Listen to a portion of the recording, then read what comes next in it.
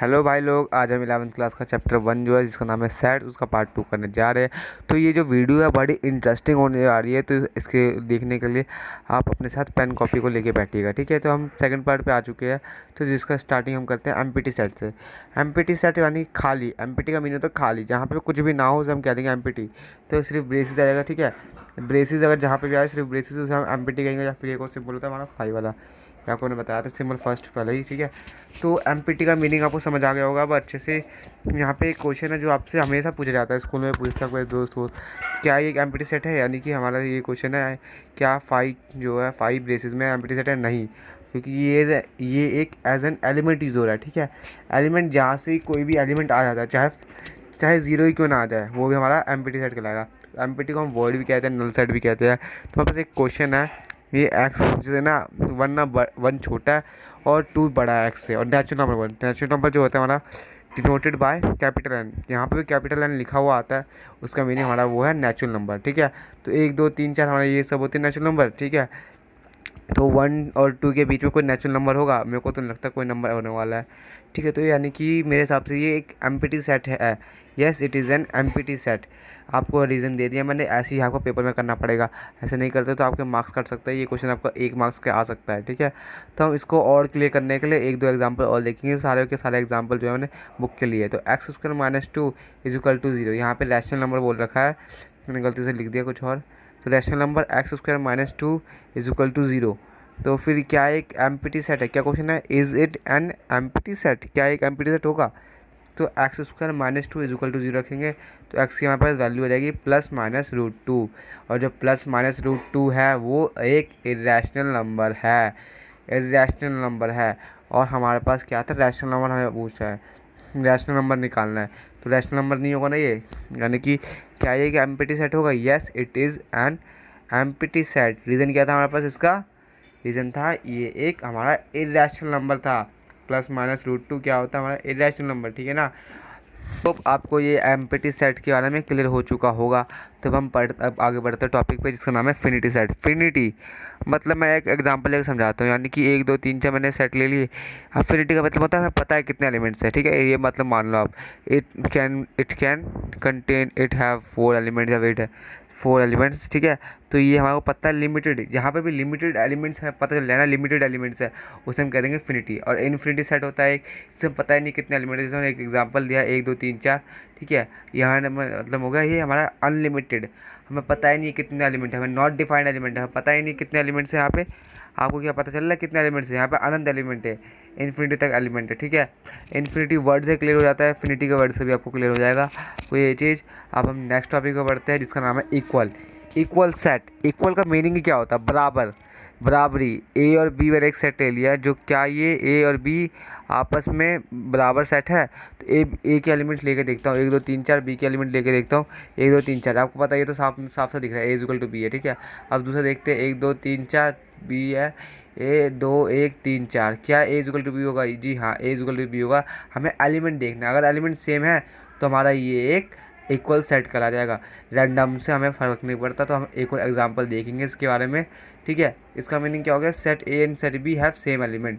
Same element होना चाहिए तभी होगा कोई सेट इक्वल, ठीक है। अब इसमें मैंने लिया इसमें 4 4, ये ए इज इक्वल टू बी होगा, यस, क्योंकि इसमें मैंने क्या बोला था आपको, सेम एलिमेंट, एलिमेंट तो सेम है, कोई अलग है नहीं है ना। और रैंडम बस इसका क्या है, रिपीटेशन आ रही है। रिपीटेशन से हमें कोई फ़र्क नहीं पड़ता, रिपीटेशन चाहे 10 बार क्यों ना आ जाए उससे हमें कोई फ़र्क नहीं पड़ने वाला है, ठीक है। एलिमेंट बस सेम होना चाहिए, एलिमेंट सेम है तो राम राम, वरना आगे बढ़, ठीक है। तो अब अगला देखते हैं, इसमें 1 2 3 4 इसमें अलग हमें साफ पता चल रहा है, इसमें नहीं है, ए इज इक्वल टू बी नहीं है, ठीक है। ये आपको सेट क्लियर हो चुका होगा, इक्वल सेट। अब हम पढ़ेंगे सबसेट। सबसेट का कहाँ यूज़ होता है? तो मैंने एक सेट ले लिया, इसमें एलिमेंट है 1 2 3 4 और बी में है 1 2 3 4 5 6। ये बी वाले ए वाले ए को सब, ए इज इक्वल टू बी नहीं होगा ना, ए इक्वल बी नहीं होगा, बट ए के सारे एलिमेंट बी के पास तो है। तो क्या आएगा यहाँ पे? हमारा यूज़ होता है सबसेट, सबसेट, ठीक है। सबसेट का सिंबल मैंने आपको बता रखा था, पिछले वीडियो देखिएगा ज़रूर। तो फिर ए द सबसेट ऑफ बी, ठीक है, ये एक सिंबल होता है, ए इज सबसेट ऑफ बी, ऐसे पढ़ा जाता है इसको, ठीक है। यानी कि ए जो है सबसेट ऑफ बी का मतलब हो गया हमारे पास it contain B contain all element of set A. Set A के सारे एलिमेंट बी ने कंटेन ए ने कंटेन कर बी ने कंटेन कर रखे हैं, सेट बी ने ए के सारे एलिमेंट कंटेन कर रखे हैं। तो मैं एक और क्वेश्चन देखता हूँ इसमें, ए क्या ए जो है बी का एलिमेंट होगा? नहीं, सेट होगा? नहीं होगा सबसेट ए, क्योंकि यहाँ पे ए इज़ एन एलिमेंट यूज हो रहा है। यहाँ पे देखो डबल ब्रेसेस है, इसके ब्रेसेस के अंदर ब्रेसेस है और वो भी 3 के हैं, तो A is an element of B हो गया, या फिर A is an element of B, या फिर ए बिलोंग्स टू बी। बात एक ही, अब हम पढ़ेंगे इंटरवल। एक ए और बी है जो आर से छोटा है, आर के एलिमेंट है, और ए जो है बी से छोटा है, ठीक है। देन द रियल नंबर, ए जो है वाई से छोटा होगा, बी से वाई से छोटा होगा, बी बड़ा होगा वाई से, ठीक है।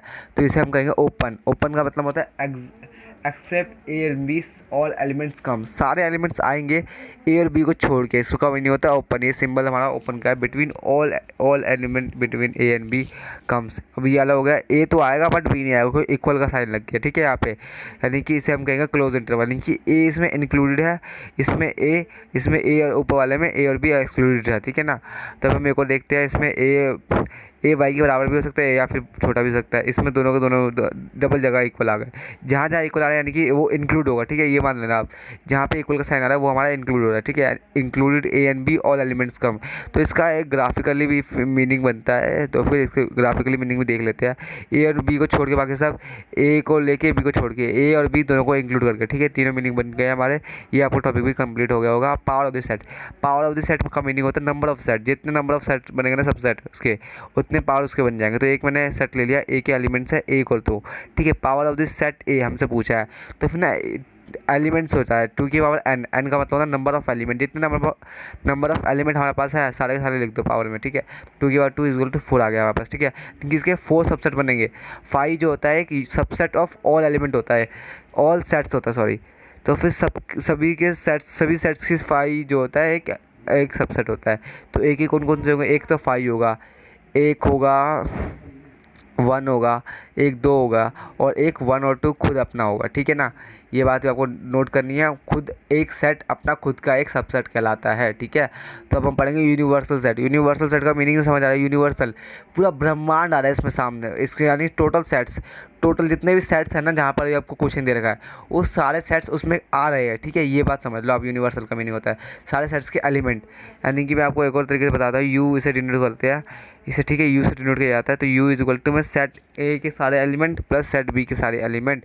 तो मैं एक एग्जांपल लेके देखता हूँ, आपको देके दिखाता हूँ आपको। तो मैंने सेट ए ले लिया, इसका सेट ए ले लिया जिसके एलिमेंट्स होगा 1 2 3, और बी ले लिया 1 2 तो 3 4 5, ठीक है। और यूनिवर्सल हमारा बनेगा 1 2 3 4 5। हमें मैटर नहीं पता, रैंडमली आए वो रिपीटेशन, ठीक है, रिपीटेशन इसके रिपीटेशन नहीं होता, ठीक है। इसे हम ना एक तरह से ये कहते हैं यूनिवर्सल सेट ना सभी सेट्स ना यूनिवर्सल के एक सबसेट होते हैं। ये बात आपको दिमाग में रख लेनी है। We don't put the repetition of the elements in a sets, ठीक है। अब हम नेक्स्ट पार्ट में आगे ऑपरेशन ऑफ सेट्स करेंगे। बाय।